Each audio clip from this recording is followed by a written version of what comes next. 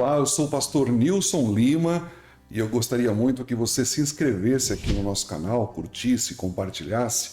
Isso é uma forma de você estar semeando a palavra de Deus. Hoje nós vamos meditar no Salmo 80, versículo 5, que diz assim: Tu os alimentastes com o pão de lágrimas e fizeste beber copos de lágrimas. Afinal de contas, qual que é o pão que Deus nos oferece, não é? Bom, o salmista fala no Salmo 78, e nós já vimos, do pão dos anjos, não é? Mas aqui no Salmo 80 ele fala de um outro tipo de pão. É o pão de lágrimas.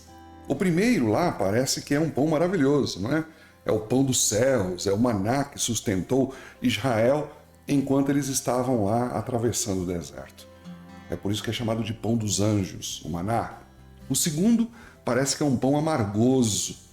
É um pão que a gente não gosta de comer. É o pão de lágrimas. Embora eles sejam assim muito diferentes uns dos outros, não é? O pão de lágrimas e o pão dos céus, ou o pão dos anjos, eles são ambos fabricados pelo mesmo Deus. Tem gostos diferentes, não é? Mas os dois fabricados pelo mesmo Deus e com propósitos diferentes também.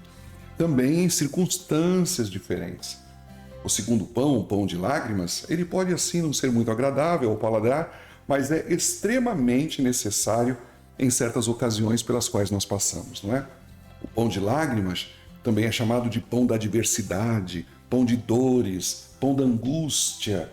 Lá em Isaías, no capítulo 30, versículo 20, fala exatamente a respeito disso, porque ele tem propriedades terapêuticas, curadoras, saradoras, não é? É indicado em crises profundas em que muitas vezes nós passamos tanto de cunho religioso como moral, e esse pão, ele dissolve o orgulho, ele acaba com os nossos compromissos pecaminosos, ele é um pão que ele também acaba dissolvendo a incredulidade, a rebelião, então ele acaba nos colocando no caminho do Senhor, no caminho correto, né? Nos põe nos trilhos de novo.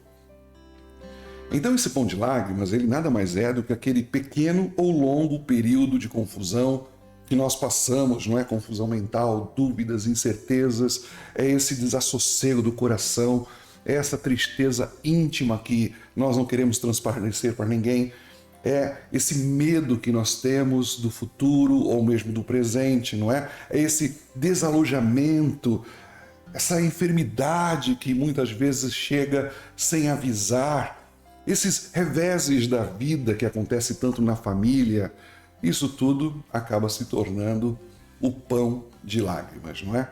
São essas apreensões econômicas que muitas vezes nos espreme e acaba então vertendo a lágrima. E esse acaba sendo mesmo o pão que Deus providencia para nós. Sabe, meus irmãos, o salmista sabia muito bem o que era comer o pão de lágrimas, ou beber lágrimas, não é? Ele fala no Salmo 42, no versículo 3, diz assim: As minhas lágrimas têm sido o meu alimento dia e noite. Só que tem uma coisa, depois de produzir os efeitos necessários, não é?